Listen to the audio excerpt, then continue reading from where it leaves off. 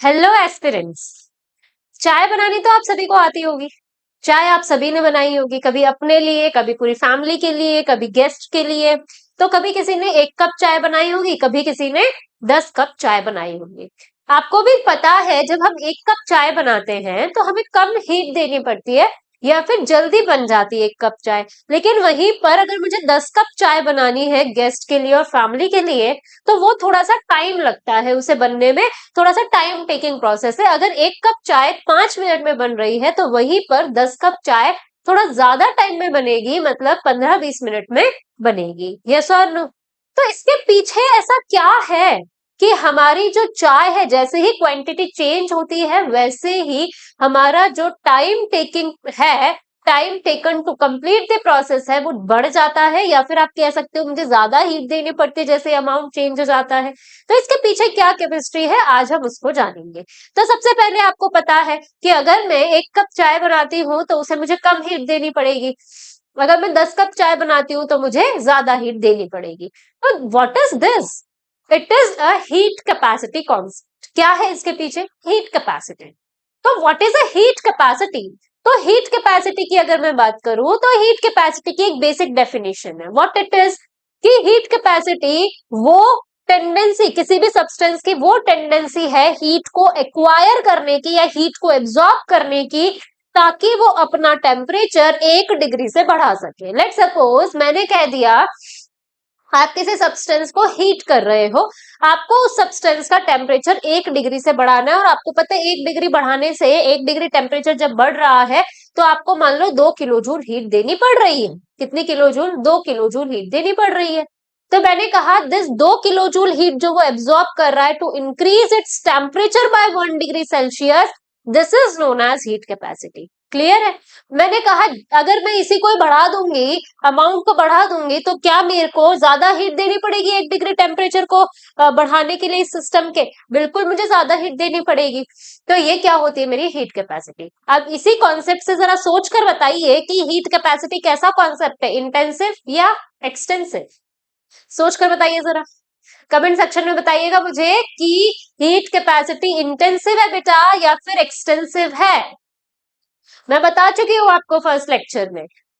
तो अगर ये अमाउंट पर डिपेंड कर रही है तो ऑफ कोर्स सी बात है, ये तो एक्सटेंसिव प्रॉपर्टी है। कैसी प्रॉपर्टी है? एक्सटेंसिव प्रॉपर्टी है। क्लियर है? अब मैंने कहा आज के लेक्चर में हम हीट कैपेसिटी को ही मास्टर करेंगे, कैलकुलेशंस देखेंगे कि किस तरीके से हीट कैपेसिटी की कैलकुलेशन करते हैं। वेलकम है आप सभी का कीमोपीडिया आईआईटीआर प्लेटफॉर्म के ऊपर। जैसा कि आप सभी को पता है हमारे एग्जाम्स बहुत नजदीक आने वाले हैं। जेई 2027 हमारा आने ही वाला है, जनवरी के मंथ में कंडक्ट होगा। तो बने रहिएगा, अपने एंथ को गिरने मत दीजिएगा, अपने मोटिवेशन को बनाए रखिएगा और बहुत मेहनत कीजिएगा। ठीक है? आइए लेक्चर को स्टार्ट करने से पहले अगर आपने चैनल को सब्सक्राइब नहीं किया है तो do like share and subscribe the channel. Let's get started with the lecture. तो सबसे पहले अगर मैं हीट कैपेसिटी की बात करूं तो व्हाट इज हीट कैपेसिटी? तो सबसे पहले मैंने कह दिया हीट कैपेसिटी को डिनोट किससे करेंगे हम? सी से। किससे डिनोट करेंगे? हीट कैपेसिटी को सी से डिनोट करेंगे। अब हीट कैपेसिटी की अगर मैं बात करूं तो हीट कैपेसिटी में मैंने कहा लेट सपोज मेरे पास कोई थर्मोडायनेमिक सिस्टम है।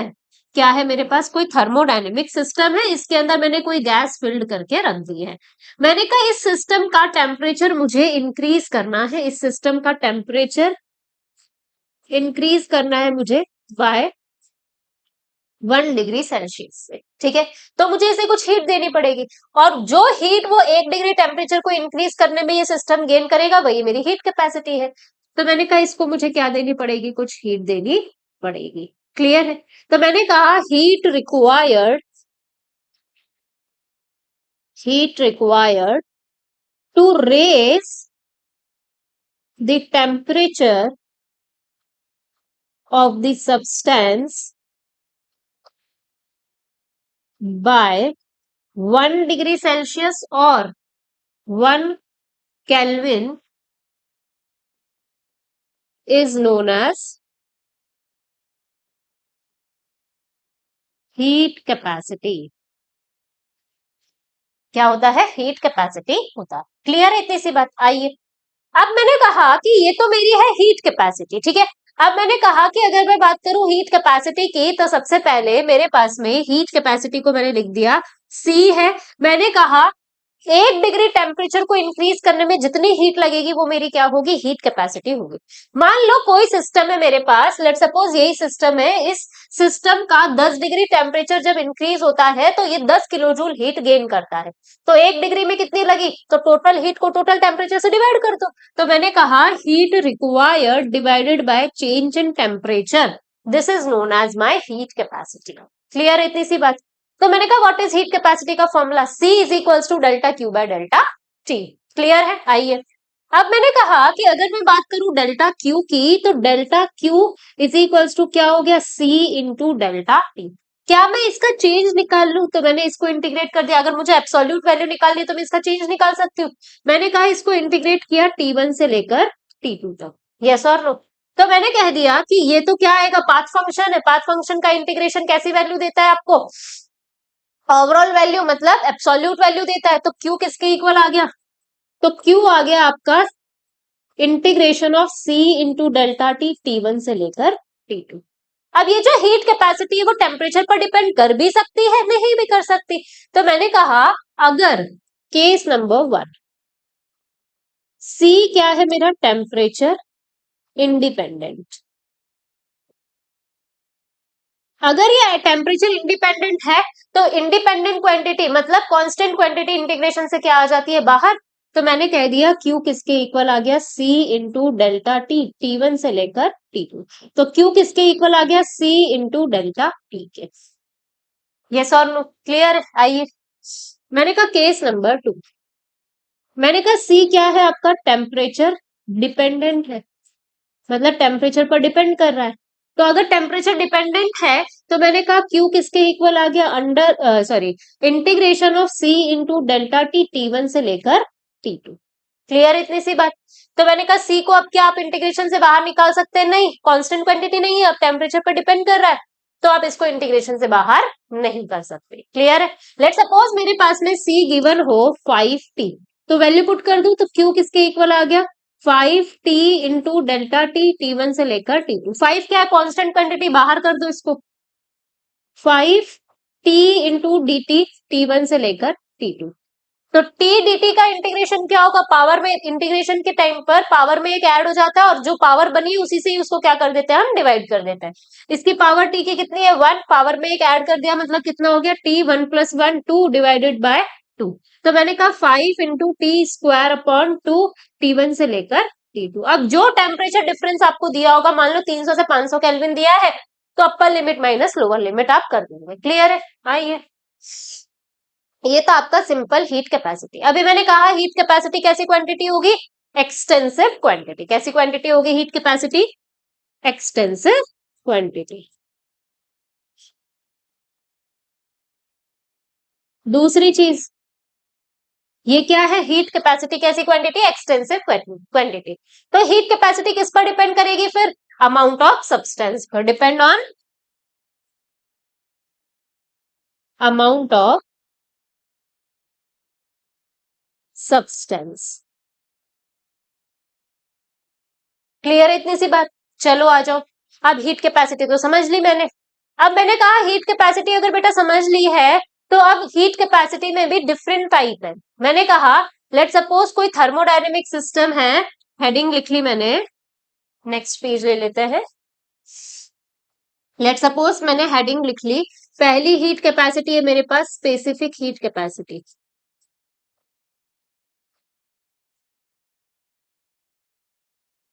डिनोट किससे करेंगे आप, एस से। किससे डिनोट करेंगे आप, एस से, स्पेसिफिक हीट कैपेसिटी। ठीक है। मैंने कहा क्या होता है specific heat capacity, let suppose मेरे पास में कोई थर्मोडायनेमिक सिस्टम है, और उस थर्मोडायनेमिक सिस्टम की अगर मैं बात करूं तो यहां पर मैंने ले लिया है कुछ गैस फिल कर दी है, और यहां पर अगर ये गैस फिल की है इसके अंदर, तो मैंने कह दिया कि इस गैस का, पूरे का नहीं बात कर रही हूं मैं कह रही हूं कि अगर मुझे इस पूरे सिस्टम के 1 ग्राम का 1 डिग्री से टेम्परेचर इंक्रीज करना है तो कितनी हीट लगेगी, वही मेरी क्या होगी, स्पेसिफिक हीट कैपेसिटी। तो मैंने कह दिया what is specific heat capacity, it is the heat required to raise the temperature of 1 gram substance, 1 gram substance by 1 degree Celsius or 1 Kelvin is known as specific heat capacity.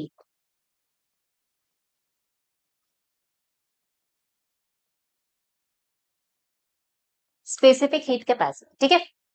मैंने कहा ये specific heat capacity किसके terms में देख रहे हो आप? ग्राम के टर्म्स में, मतलब 1 ग्राम का निकाल रहे हो, तो क्या ये पर यूनिट मास हो गया? बिल्कुल, इसको क्या कर रहे हैं हम, क्या कह रहे हैं, heat capacity per unit mass is specific heat capacity. तो मैंने कह दिया heat capacity per unit mass is specific heat capacity. Clear है? तो मैंने कह दिया, देखो अब ध्यान से देखना एकदम, है ना। मैंने कहा कि पर यूनिट मास है।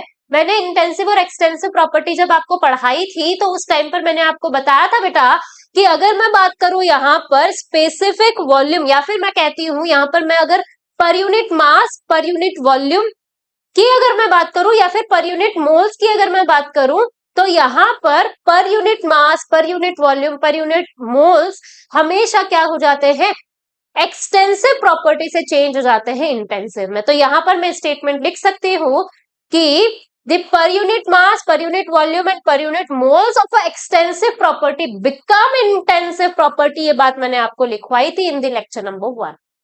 तो वहीं पर मैं आपसे क्वेश्चन पूछती हूँ कि स्पेसिफिक हीट कैपेसिटी जो है वो कैसी प्रॉपर्टी है, इंटेंसिव या एक्सटेंसिव? तो हीट कैपेसिटी तो एक्सटेंसिव है, per unit mass of heat capacity become intensive. तो स्पेसिफिक हीट कैपेसिटी कैसी प्रॉपर्टी हो गई, इंटेंसिव प्रॉपर्टी।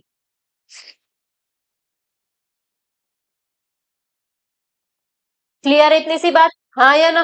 तो मैंने कहा किसी भी सिस्टम, मान लो ये मेरा सिस्टम है, इसके 1 ग्राम सब्सटेंस का जो मेरे पास में हीट कैपेसिटी होगा वो तो सेम होगा। अब चाहे इस पूरे सिस्टम की अगर मैं हीट कैपेसिटी की बात करूं तो वो चेंज हो रहा है क्या? 1 ग्राम के लिए वो अमाउंट पे डिपेंड कर रहा है, वो तो 1 ही ग्राम के लिए निकाल रहे हैं ना हम, अमाउंट पे डिपेंड नहीं कर रहा। तो कैसी प्रॉपर्टी है ये, इंटेंसिव प्रॉपर्टी। आइए, अब मैंने कहा कि अगर मैं बात करूं स्पेसिफिक हीट कैपेसिटी की, तो क्या कहा मैंने, heat capacity per unit mass. Clear है? तो मैंने कहा specific heat capacity per unit mass की अगर मैं बात करूं तो specific heat capacity, specific heat capacity की बात करूं C बाय एम, सी किसके इक्वल निकाला था अभी हमने, dQ बाय dt के।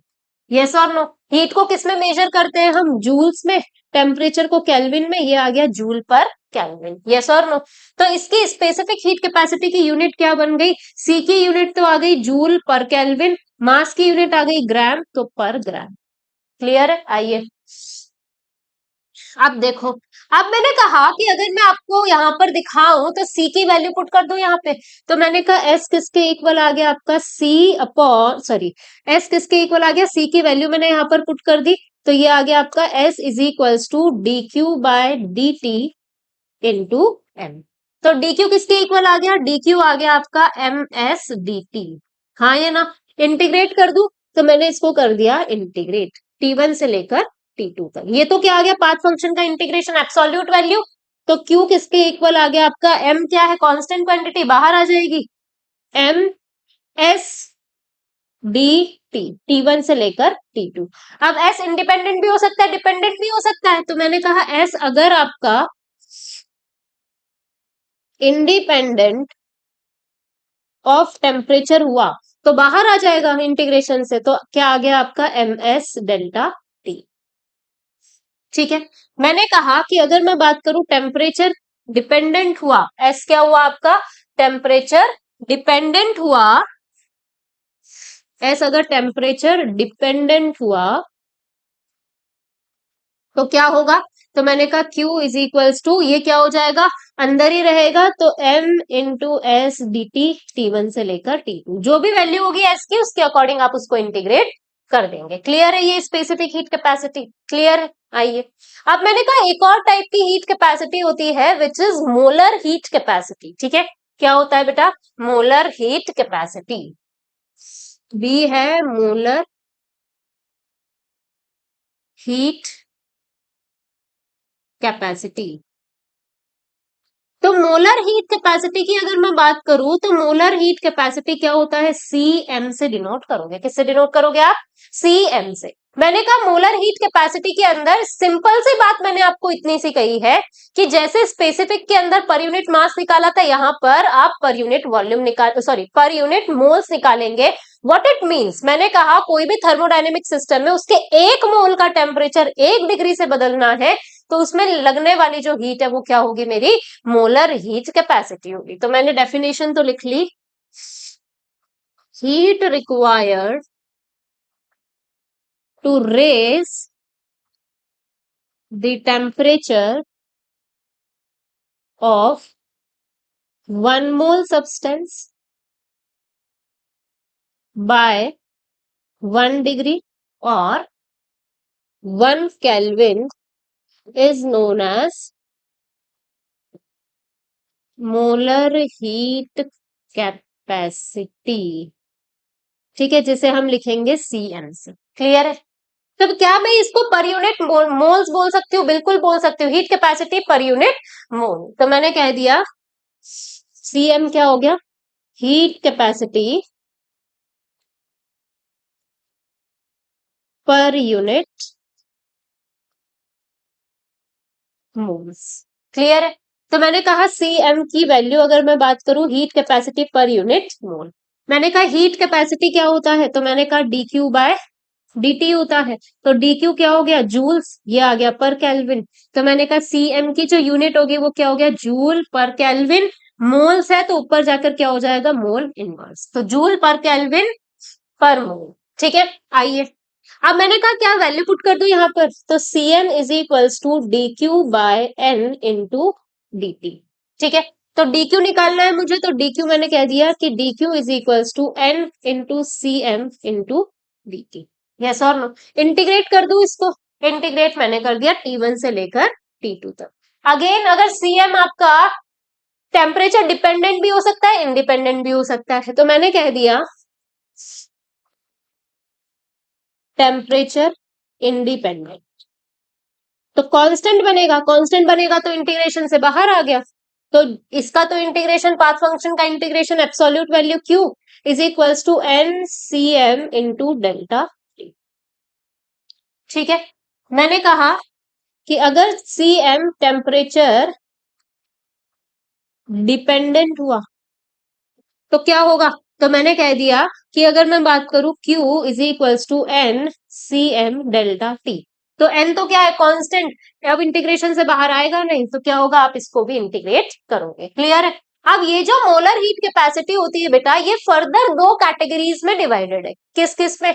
तो मैंने कहा अगर मोलर हीट कैपेसिटी को कांस्टेंट वॉल्यूम पे भी कैलकुलेट किया जा सकता है और कांस्टेंट प्रेशर पे भी कैलकुलेट किया जा सकता है। तो मैंने कह दिया कि अगर मैं बात करूं तो सबसे पहले मोलर हीट कैपेसिटी को मैंने फर्दर डिवाइड कर दिया है किसमें? अगर मैं इसको एट कांस्टेंट वॉल्यूम कैलकुलेट करती हूं तो ये होगा आपका CV। ठीक है, डिनोट करोगे CV से। अगर इसी को ही एट कांस्टेंट प्रेशर कैलकुलेट करती हूं तो इसको डिनोट करोगे आप CP से। क्लियर है? आइए, मैंने कहा कि अगर मैं बात करूं CV और CP की तो ये क्या है? ये तो मोलर हीट कैपेसिटी है, बट कहां पर कैलकुलेटेड है? सिर्फ और सिर्फ कांस्टेंट वॉल्यूम के ऊपर। तो मैंने कहा Cm तो क्या होता है मेरा? तो C बाय dt। ठीक है, इंटू n। मैंने कहा कि अगर मैं C की बात करूं तो D sorry sorry sorry sorry heat capacity at constant eight per unit moles, तो मैंने कहा C बाय n होता है। मैंने कहा C क्या हो जाएगा बेटा? dq by dt। Value put कर दो, तो Cm किसके इक्वल आ गया? dq अपॉन n dt के। यस और नो? मैंने कहा अगर इसी को ही मैं कांस्टेंट वॉल्यूम पे कैलकुलेट करूं तो ये क्या बन जाता है मेरा? CV बन जाता है। क्या बन जाता है ये मेरा? CV बन जाता है। क्लियर है? तो मैंने कहा व्हाट इज CV नाउ? तो मैंने कह दिया कि अगर मैं सीवी की बात करूं तो सीवी आ गया मेरा del Q by del T at constant volume into 1/n। Clear है? तो मैंने कह दिया कि अगर मैं dq की बात करूं तो dq एट कांस्टेंट वॉल्यूम किसके इक्वल आया? n into CV into delta T के। यस और नो? मैंने कहा इंटीग्रेट कर दूं फर्दर इसको, तो मैंने कह दिया कि अगर मैं बात करूं यहां पर तो ये क्या आएगा वापस से चेंज इन टेम्परेचर। फिर से आप देखोगे कि सीवी टेम्परेचर डिपेंडेंट है या इंडिपेंडेंट। वैसे तो टेम्परेचर इंडिपेंडेंट ही देता है आपके सिलेबस में हमेशा 99%। कभी आ जाए तो हमें वेल प्रिपेयर्ड रहना है उसके लिए। तो मेरे पास में फॉर्मूला आ गया change in heat at constant volume N CV DT के बराबर होता है। आइए अब दूसरा मेरे पास एट कांस्टेंट प्रेशर, तो सीपी किसके इक्वल आ जाएगा? सी अपॉन एन, कहां पर? कांस्टेंट प्रेशर के ऊपर। तो सीपी किसके इक्वल आया? dq by dt at constant pressure into 1/n। Yes और नो? तो मैंने कह दिया कि अगर मैं बात करूं यहां पर तो सबसे पहले यहां पर क्या हो जाएगा आपके पास में dq एट कांस्टेंट प्रेशर अगर मैं लिखूं तो क्या हो जाएगा? n cp delta. यस और नो? ये दो चीजें पढ़ ली आपने। अब मुझे कैलकुलेट करना है सीपी और सीवी की वैल्यू की मैं कैसे कैलकुलेट करूंगी। तो सीपी और सीवी की वैल्यू कैलकुलेट करने के लिए मुझे कुछ चीजें पहले से ध्यान होनी चाहिए। जैसे कि हमारे पास एक रिलेशन होता है जिसका नाम है मेयर्स रिलेशन। ठीक है? तो वो रिलेशन मुझे पता होना चाहिए, डब्बे में लिख लेना है इसको। रिलेशन है CP minus CV is equals to R. ये 1 मोल के लिए फॉर 1 मोल, इसी का नाम होता है Mayer's relation.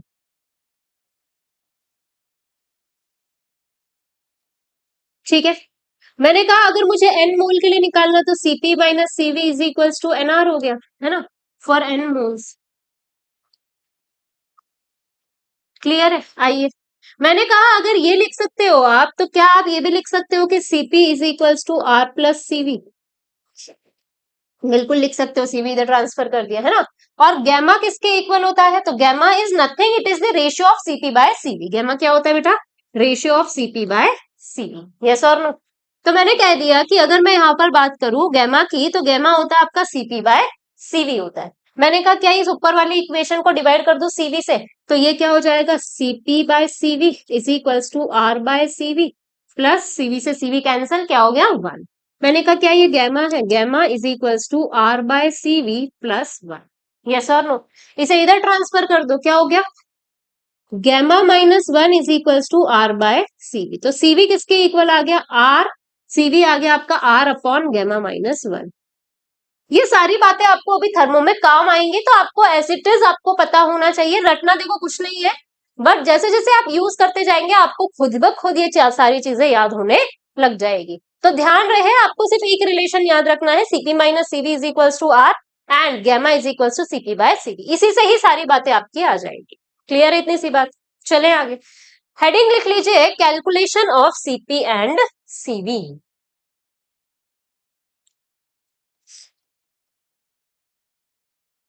Calculation of Cp and Cv। Calculation of Cp and Cv। तो इसके कैलकुलेशन के लिए आपको पहले एक कॉन्सेप्ट समझना है which is degree of freedom. क्या कॉन्सेप्ट समझना है आपको? Degree of freedom. ठीक है?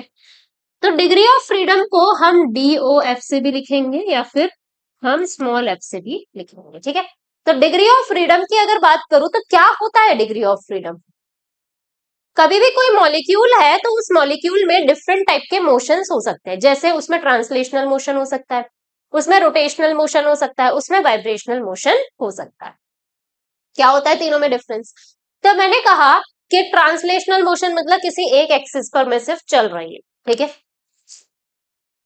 क्लियर है? आइए मैंने कहा कि अगर मैं रोटेशनल मोशन की बात करूं तो रोटेशनल मोशन क्या होता है? किसी दूसरे की एक्सिस के अलोंग घूमना इज रोटेशन। जैसे मान लो ये y एक्सिस है, इसके अलोंग मैं ऐसे ऐसे से घूम रही हूँ। ठीक है? क्या हो जाएगा? ये रोटेशनल मोशन। ठीक है? वाइब्रेशनल मोशन हर डायरेक्शन में इस तरीके से वाइब्रेशन होती है। एक वाइब्रेशन क्या होती है वो भी हम अभी वाइब्रेशनल मोशन को जब डिटेल में देखेंगे तो हम कर लेंगे। ठीक है? अब ये मोशंस तो हमने देख लिए, बट एक्चुअल में इसका मीनिंग क्या है डिग्री ऑफ फ्रीडम का? तो ये मॉलिक्यूल के वो इंडिपेंडेंट वेज है जिससे वो थर्मोडायनेमिक सिस्टम अपनी एनर्जी को एक्सचेंज करता है। तो मैंने कह दिया what is degree of freedom? It is the number of independent ways through which a system can exchange energy. ठीक है, तो मैंने कह दिया what is degree of freedom? It is the number of independent, ध्यान रहे word independent, independent very important, independent ways through which a system can exchange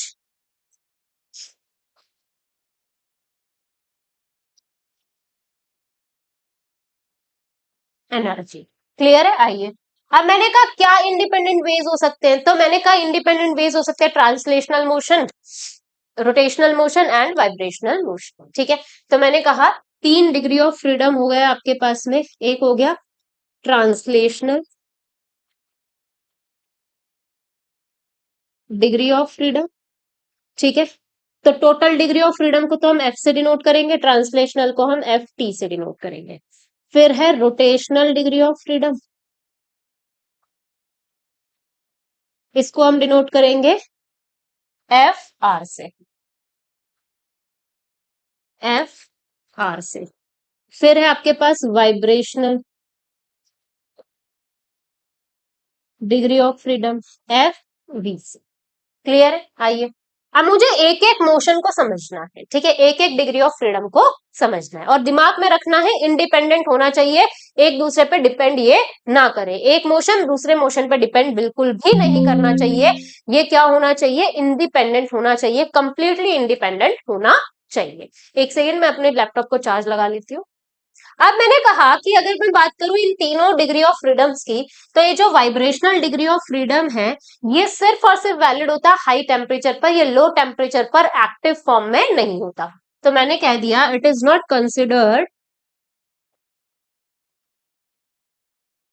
considered to be active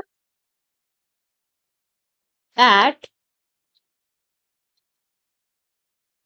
low temperature. Clear है? आइए, अब मैंने कहा तो कहाँ है वैलिड है वो? सिर्फ हाई टेम्परेचर पर, तो इसीलिए वो हमारे सिलेबस में भी नहीं है, बट फिर भी हम उसे सीखेंगे। पहले हम इन दोनों को सीखेंगे, फिर हम उसको सीखेंगे अगर वो एक्टिव हुआ तो क्या क्या चेंजेस आपके मॉलिक्यूल में आ सकते हैं। ठीक है, लेकिन वो अगर आता भी है तो एडवांस में आता है, तो उसे हम बाद में ही करेंगे। ठीक है, ये टॉपिक कंप्लीट होते ही हम उसको कर लेंगे, तो ताकि हम सेफर साइड में रहे। वैसे आपके सिलेबस में नहीं है, फिर भी हम हमारी सेफ साइड के लिए उसे पढ़कर ही चलेंगे। ठीक है, आइए, अब मैंने कहा कि अगर मैं बात करूं यहां पर, तो सीवी क्या होता है? सीवी होता है F R by two. F क्या है? Total degree of freedom, R आपका गैस कांस्टेंट डिवाइडेड बाय 2। और आपने एक और फॉर्मूला पढ़ा, CP minus CV is equals to. ये दोनों बातें आपको ध्यान रखनी है in the calculation of CP and CV. आइए, तो सबसे पहला केस है मेरे पास monoatomic gas, monoatomic gas. तो मोनो एटॉमिक गैस की अगर मैं बात करूं बेटा, तो मोनो एटॉमिक गैस के अंदर मैंने कह दिया सबसे पहले मोनो एटॉमिक गैस है, मतलब एग्जाम्पल हो गया या तो हीलियम हो सकता है, आर्गन हो सकता है ना। तो इस टाइप के एग्जाम्पल्स आपके पास हो सकते हैं जिसमें सिर्फ एक ही एटम है। मैंने कहा ये रहा एक एटम। ठीक है, मैंने कहा इस एटम के अलोंग मैंने ये मान ली एक्स एक्सिस, ये मैंने मान ली वाई एक्सिस, ये मैंने मान ली जेड एक्सिस। यस और नो? तो मैंने कहा ट्रांसलेट कहां कहां कर सकता है, ये एक्स एक्सिस के अलोंग जा सकता है, वाई के अलोंग जा सकता है और जेड के अलोंग भी जा सकता है। तो कितने ट्रांसलेशनल मोशन हो गए? 3। तो एफ टी तो कितने हो गए आपके पास? 3 हो गए। अब रोटेशनल काउंट करें, तो मैंने कहा रोटेशन देखो, ये एक आपके पास में एक सिंगल एटम है, ये क्या है आपके पास? एक सिंगल एटम है। ठीक है, मैंने कहा अगर ये एक सिंगल एटम है, इसको अगर मैंने रोटेट किया तो या तो ये ऐसे क्लॉकवाइज घूमेगा या फिर ये ऐसे एंटी क्लॉकवाइज घूमेगा। लेकिन क्या ये रोटेट हो रहा है? बेटा एक चीज है, जो अर्थ होती है वो अपने एक्सिस के अलोंग घूमती है, उसे हम रोटेशन नहीं कहते, उसे हम स्पिन कहते हैं। ठीक है, अगर वही अर्थ सन के चारों तरफ घूमती है तो उसे हम क्या कहते हैं? रोटेशन कहते हैं। क्लियर है? तो मैंने कहा खुद के अलोंग घूमना मतलब ये तो क्या हो गया मेरा? स्पिन हो गया। दूसरे के अलोंग घूमना मतलब ये क्या हो गया मेरा? रोटेशन हो गया। क्या मोनो एटॉमिक एटम जो है जिसमें सिर्फ एक सिंगल एटम है, क्या वो दूसरे की एक्सिस के अलॉन्ग घूम सकता है? अगर आप उसे घुमा रहे हो तो कहीं से भी आप एक्सिस पास करो, वो अपनी ही एक्सिस पर घूम रहा है, वो सिर्फ स्पिन हो सकता है, और spin is not the rotation. Clear है इतनी सी बात? ठीक है, कुछ कुछ बुक्स और कुछ कुछ लोग ऐसा भी मानते हैं कि spin is also the type of rotation, but ये सबका अपना अपना पॉइंट ऑफ व्यू है, तो हम स्पिन को रोटेशन नहीं कंसिडर करेंगे। तो अगर स्पिन है, स्पिन हो रहा है, तो क्या रोटेशन, अब यहां पर हम क्या कैलकुलेट कर रहे हैं? Rotational motion. क्या हम स्पिन कैलकुलेट कर रहे हैं? नहीं। तो रोटेशनल मोशन कैलकुलेट कर रहे हैं, स्पिन कैलकुलेट नहीं कर रहे, तो आपके पास रोटेशनल कितने हो गए? 0। क्लियर है? तो टोटल एफ कितना आ गया आपके पास? 3 आ गया है ना। 3 प्लस 0 कितना? 3। मैंने कहा सीवी कितना आ जाएगा? एफ आर बाय 2 होता है, तो 3 r/, तो सीपी कितना आ गया? तो मैंने कहा सीपी क्या होता है? आर प्लस सीवी होता है, तो ये कितना आ गया? 3 r/2, तो ये आ गया आपका 5 r/2। क्लियर है? तो गैमा कितना आ जाएगा? तो गैमा मैंने निकाल लिया सीपी बाय सीवी, तो ये आ गया 5/। क्लियर है? आइए दूसरा केस है, डाया एटॉमिक गैस, जैसे N2, O2 एक्सेट्रा, ऐसे चलते जाओगे। ठीक है, मैंने कहा O2 है, लेट सपोज मैंने ये O2 बना दिया। ठीक है, क्लियर है? मैंने कहा इस O2 पे भी मैंने कोई एक्सिस मान ली, मान लो ये मैंने सेंटर पॉइंट माना, यहां से मैंने मान ली कोई एक एक्स एक्सिस, ये मान ली मैंने वाई एक्सिस, और ये मान ली मैंने जेड एक्सिस। हाँ या ना? या तो ये इसके अलोंग जा सकता है, या वाई के अलोंग, या जेड के अलोंग। तो ट्रांसलेशनल तो कितने हो गए मेरे पास? 3 मोशन हो गए। अब मैं कैलकुलेट करूंगी रोटेशनल मोशन। मैंने कहा अगर एक्स एक्सिस के अलोंग इसको ऐसे घुमाओगे, तो मैंने कहा ये एक्स एक्सिस है, ये ओ है, ये ओ है, इसके अलोंग घुमाए, तो क्या ये रोटेशन है? ये तो स्पिन हो रहा है, तो इसको आप कैलकुलेट नहीं करोगे, तो ये वाला तो कैलकुलेट नहीं। क्या इसके अलोंग ये घूम सकता है? बिल्कुल। तो ये आपके पास में हो गया एक रोटेशन, इसके अलोंग भी घूम सकता है, ये क्या हो गया आपका? दूसरा रोटेशन। तो मैंने कहा degree of freedom of rotational degree of freedom कितने आ गए आपके पास? 2 आ, कितने आ गए बेटा? 2 आ गए। क्लियर है इतनी सी बात? आइए, अब मैंने कहा कि अगर ये 2 आ गए, तो टोटल कितने आए? 3 प्लस 2 कितना? 5। सीवी कितना आ गया? 5 r/2। सीपी कितना आया? आर प्लस सीवी, तो ये आ गया 7 r/2। तो गैमा कितना आया? 7/5। क्लियर है? आइए थर्ड केस है हमारे पास, ट्राया एटॉमिक लीनियर।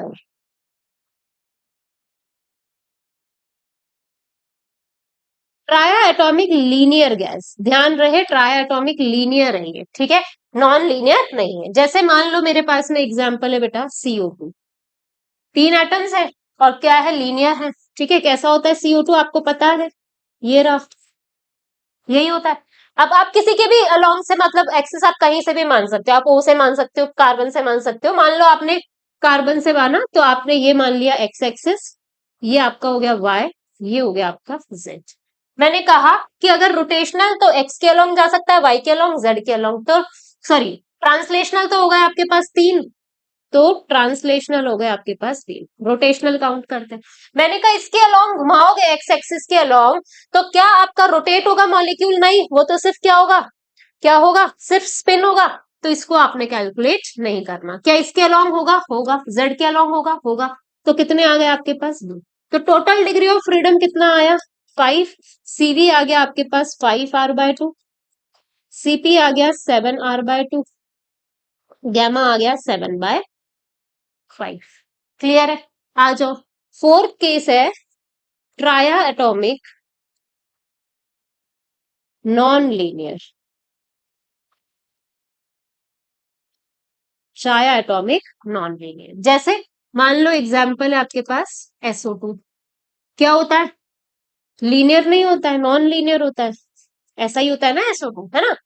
तो आपने मान लिया, मान लो यहां से माना, ये मान लो आपकी एक्स एक्सिस, ये आपकी इसके परपेंडिकुलर वाई एक्सिस, और ये इसके परपेंडिकुलर जेड एक्सिस। ठीक है, कुछ तो अजीब सा दिख रहा है ना आपको?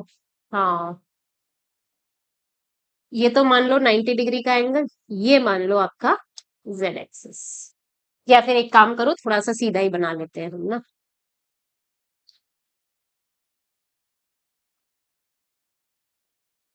ये ऐसा बेंट है, मैंने कहा यहां से ये एक्स एक्सिस, ये आपकी y और ये आपकी क्या हो गई, z एक्सिस। ठीक है, मैंने कहा क्या ये एक ही लाइन में आ रहा है, नहीं, मैंने कहा कि अगर मैं बात करूं ट्रांसलेशनल तो आपको दिख ही रहे हैं, 3 है। ठीक है, मैंने कहा रोटेशनल पे आ जाऊं, घुमाया मैंने, तो घुमाऊंगी तो क्या स्पिन होगा इस बार, मैंने कहा अगर इसको घुमाऊंगी तो ये ऑक्सीजन पलट के ऊपर नहीं चला गया, चला गया ना, तो क्या इस बार स्पिन हुआ, इसकी एक्सिस चेंज हुई है। अगर ये चेंज हुई है तो आप क्या कहोगे इस बार, आप इसको क्या कहोगे, इसके अलोंग भी आपका क्या हो रहा है, रोटेशन, इसके अलोंग भी हो रहा है और इसके अलोंग भी हो रहा है, तो क्या हो गया आपके रोटेशनल मोशन, 3। तो मैंने कहा टोटल एफ कितना आ गया आपका 6, तो मैंने कह दिया सीबी कितना आया 6r/2, मतलब 3r, सीपी कितना आ गया आपका 4r, और गैमा कितना आ गया 4/3। क्लियर है, आइए अब एक लास्ट केस है हमारे पास में, पॉली एटॉमिक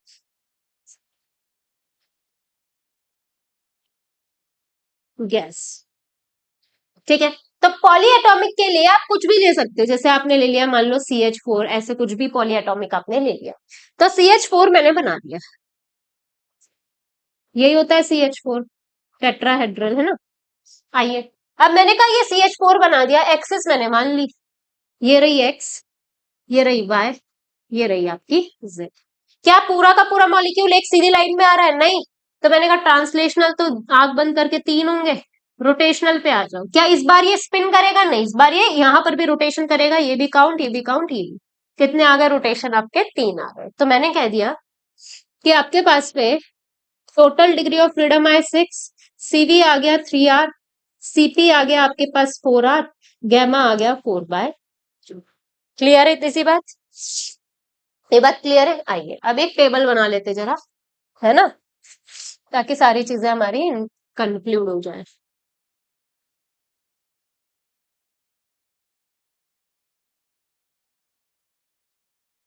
आ जाओ, आप भी साथ साथ बनाते जाइएगा।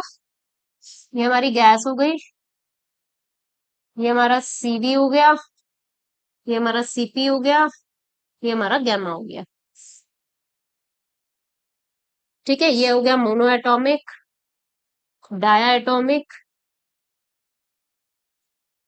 और ये हो गया आपके पास दो और। ठीक है, आ जाओ, मैंने कहा ये हो गई आपकी गैस, ये आपके पास हो गया सीवी, ये सीपी, ये गैमा। ठीक है, देखो सबसे पहला केस है mono atomic, mono atomic CV कितना आया था मोनो एटॉमिक में, 3r/2। ठीक है, सीपी कितना आया था 5r/2, गैमा 5 बाय कितना 1.67। ठीक है, आइए, मैंने कहा डाया एटॉमिक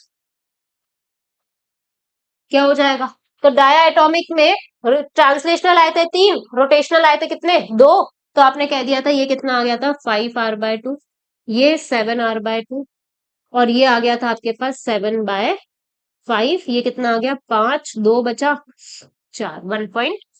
ठीक है, आ जाओ, अब मैंने कहा कि अगर आपके पास में ट्राया एटॉमिक है, ठीक है, या फिर आप एक काम कर सकते हो, ट्राया एटॉमिक का तो यही डाटा है, तो ट्राया एटॉमिक सेम डाटा, है ना। आ जाओ, अब मैंने कहा ट्राया एटॉमिक में भी लीनियर का डाटा है ये, ठीक है, ट्राया एटॉमिक नॉन लीनियर कितना आया था, तो मैंने कहा ये आया था आपके पास 3r, ये आया था 4r, ये आया था 4/3, कितना आ गया 1 पॉइंट बचा एक, 1.33 चलता जाएगा, ये पॉली एटॉमिक। ठीक है, 3r, 4r, 4/3, 1.33। क्लियर है, क्या आप एक पैटर्न ऑब्जर्व कर पा रहे हैं, यहाँ पर एक एटम, दो एटम, यहाँ पर 3, यहाँ पर पॉली एटॉमिक। मैंने कहा जैसे जैसे नंबर ऑफ एटम बढ़ रहे हैं वैसे वैसे आपकी गैमा की वैल्यू क्या होती जा रही है, डिक्रीज होती जा रही है। तो मैंने कहा as the number of atom, जिसे हम क्या कहते हैं, एटॉमिसिटी कहते हैं, एटम इंक्रीजेस, गैमा क्या हो रहा है आपका, डिक्रीज हो रहा है। क्लियर है, तो ये है आपके पास में कौन सा वाला केस, विदाउट वाइब्रेशनल का केस, कौन सा केस है ये, विदाउट वाइब्रेशनल का केस है। क्लियर है इतनी सी बात। अब अगर वाइब्रेशनल इनटू द कंसिडरेशन आ जाए तो फिर क्या करोगे आप? तो वाइब्रेशनल को अगर हम कंसिडरेशन में ले लें तो हमारे पास में क्या हो जाता है, तो वहां पर आपको और दो चीजें सीखनी है। आ जाओ, एडवांस टॉपिक है ये, ठीक है। आ जाओ, मैंने कहा कि अगर वाइब्रेशनल इनटू कंसिडरेशन,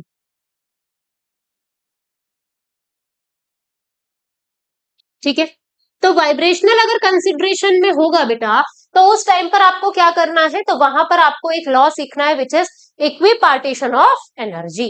लॉ क्या है आपके पास? Equipartition of energy. और उसी में ही सबसे पहले मैं ये कहूंगी कि वहां पर टोटल डिग्री ऑफ फ्रीडम्स जो होते हैं वो होते हैं 3n। एन क्या होता है? एन होता है आपके पास टोटल नंबर ऑफ एटम्स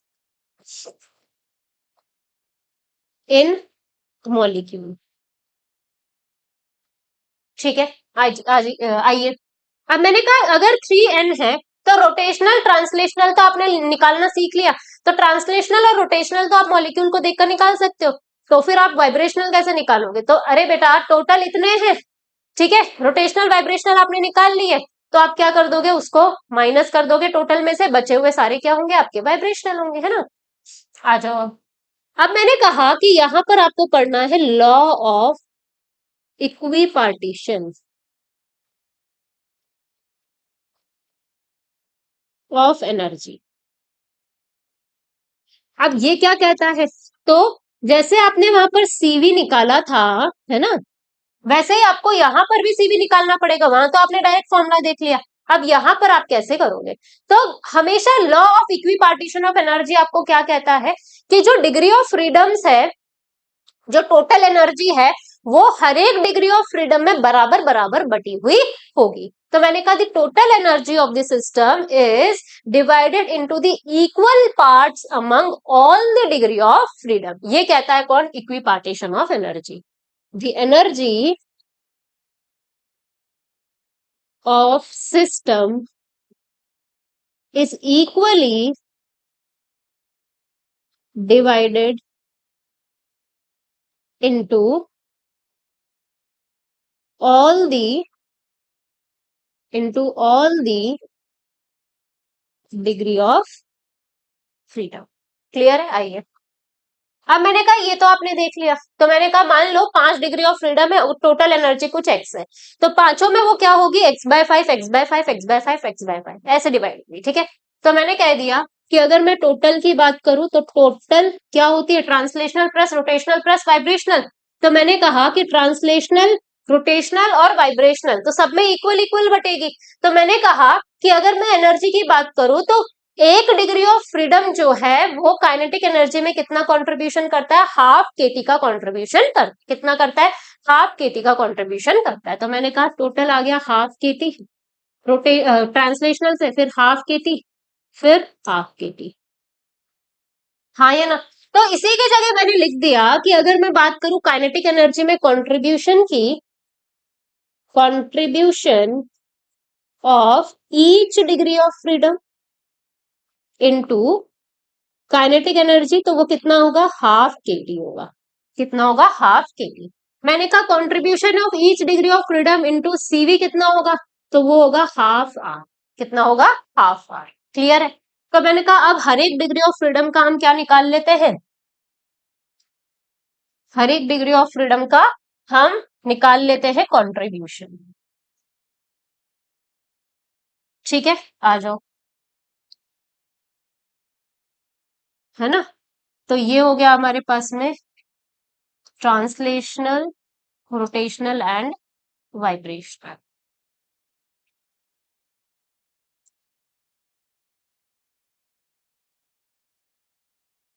आ जाओ, अब मैंने कहा कि अगर मैं यहां पर बात करूं तो ये हो गया translational motion degree of freedom, ये हो गया रोटेशनल डिग्री ऑफ फ्रीडम, और ये क्या हो गया आपके पास? वाइब्रेशनल। ठीक है, काइनेटिक एनर्जी में कितना कंट्रीब्यूशन, तो कंट्रीब्यूशन इनटू काइनेटिक एनर्जी, और सीवी में कितना होगा वो भी लिख लेंगे, कंट्रीब्यूशन इनटू सीवी। ठीक है, तो ट्रांसलेशनल कितना करता है, हाफ केटी, ये भी हाफ केटी, और ये कितना करता है, 1 केटी। अब ये हाफ क्यों नहीं कर रहा, तो इसका वाइब्रेशनल मोशन समझो। मैंने कहा वाइब्रेशनल मोशन मतलब, आप कहते हो ये ऐसे से चलता है, ठीक है, मैंने कहा वाइब्रेशनल मोशन का मतलब मान लो ये मीन पोजीशन है, पहले वो यहां से यहां जाएगा, फिर वो मीन पोजीशन पे आएगा, फिर वो यहां से यहां, फिर मीन पोजीशन, ये एक वाइब्रेशन है, हाँ या ना। तो मैंने कहा ये मीन पोजीशन है, यहां से यहां गया, तो इसकी काइनेटिक एनर्जी यूज हुई, फिर वो यहां पर कुछ सेकंड के लिए रुका, तो यहाँ पर उसकी किसमें, वो काइनेटिक एनर्जी किसमें कन्वर्ट हो गई, पोटेंशियल में, फिर से वो यहां से यहां आया, तो काइनेटिक एनर्जी, फिर ये काइनेटिक, फिर इसकी ये पोटेंशियल, और फिर ये काइनेटिक। तो हर बार क्या हो रहा है, मोशन के अंदर वो डबल हो रहा है, हाँ या ना। तो मैंने कहा इस वाले पार्ट में जो काइनेटिक एनर्जी यूज हुई, इस वाले पार्ट में वो डबल डबल ही तो हो रही है, यहाँ से यहाँ 2 बार काउंट हो गई ना, यहाँ से यहाँ 2 बार काउंट हो गई, तो इसीलिए ये वाला हाफ केटी, तो ये वाला हाफ केटी, तो टोटल मिलके क्या हो गया आपका, एक पूरा का पूरा केटी हो गया, हाँ या ना। तो इस वजह से यहाँ पर वाइब्रेशनल का कंट्रीब्यूशन कितना होता है, 1 केटी होता है। सीवी में कितना कंट्रीब्यूशन होगा, हाफ आर, हाफ आर, और आर। क्लियर है, आइए अब हम करना शुरू करते हैं। तो सबसे पहला है हमारे पास में मोनो एटम, ठीक है, तो मोनो एटॉमिक के अंदर एक ही एटम है, मतलब n इक्वल्स टू 1 है, तो टोटल डिग्री ऑफ फ्रीडम कितना आ गया, 3n, मतलब 3 × 1 कितना आया, 3। मैंने कहा ट्रांसलेशनल देखो तीनों डायरेक्शन में जाएगा, तो क्या हो गया, ये Ft कितना आ गया इसका, 3।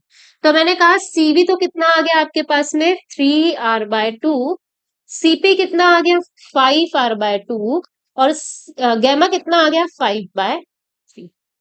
कोई चेंज नहीं आया अभी तक, है ना। आ जाओ, अब सेकंड केस है मेरे पास में, डाया एटॉमिक, एन की वैल्यू कितनी, 2।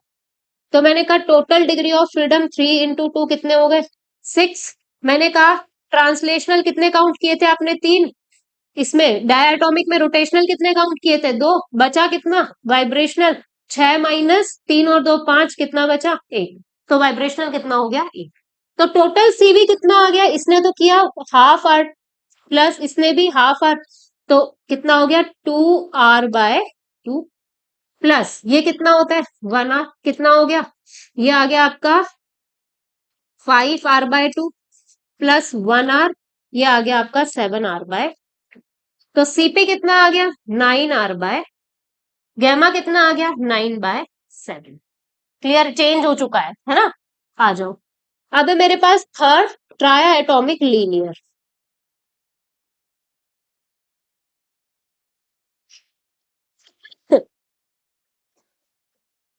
ट्राया एटॉमिक लीनियर, ट्राया एटॉमिक लीनियर के अंदर क्या होगा, जैसे कि मान लो मेरे पास में CO2 है, ये, ठीक है, तो मैंने कहा सबसे पहले CO2 है, तो इसमें ट्रांसलेशनल कितने हो गए, तो FT कितना हो गया, 3। रोटेशनल कितने हो गए, 2।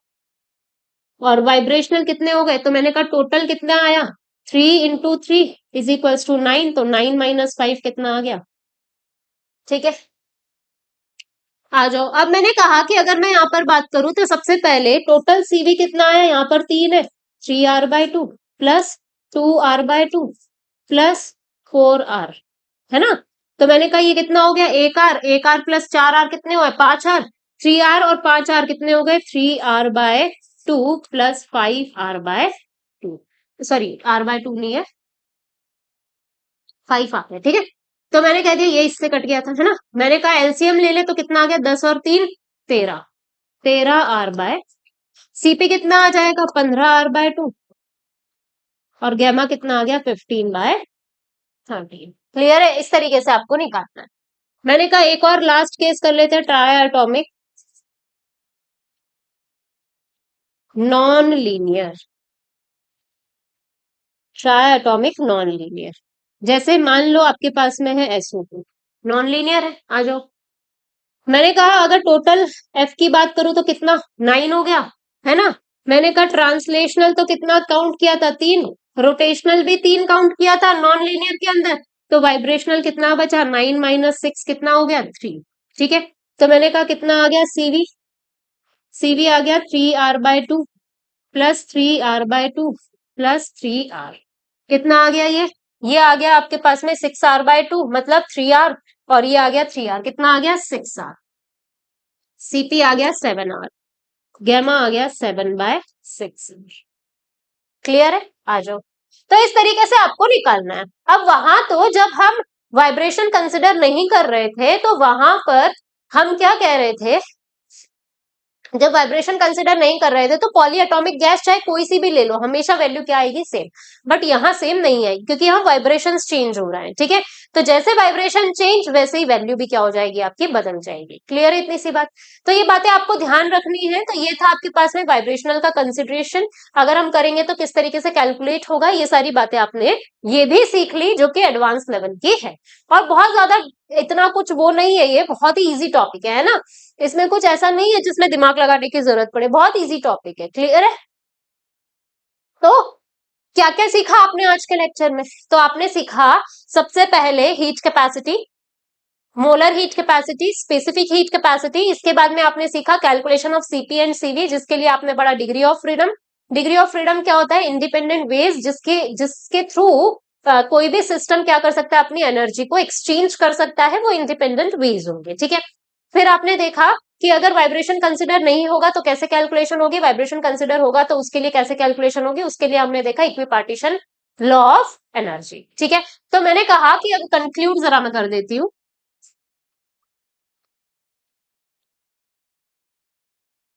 है ना, कंक्लूजन, आ जाओ।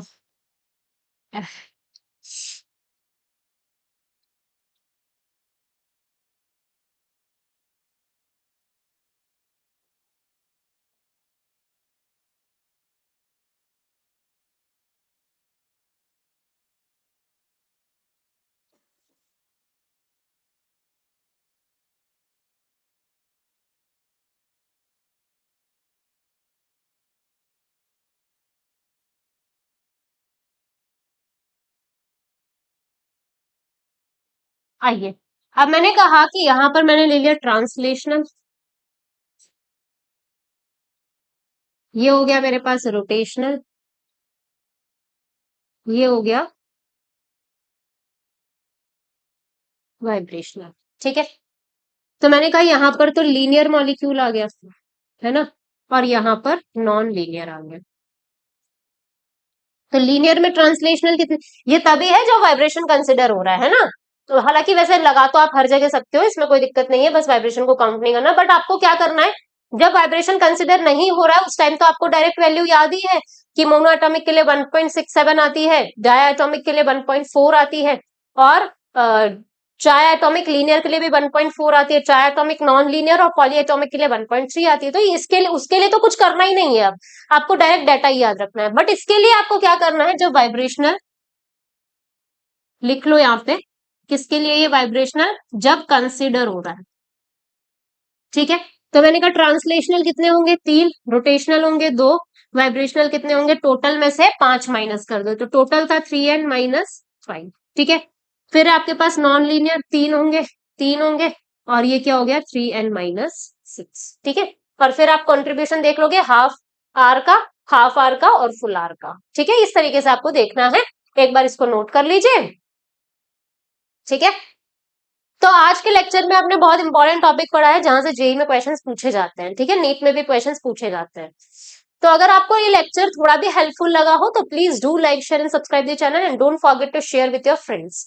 ठीक है, और बेल आइकन को भी जरूर प्रेस कर दीजिएगा ताकि इसी टाइप के लेक्चर्स की नोटिफिकेशंस आपको मिल जाए। थैंक यू फॉर वॉचिंग बेटा।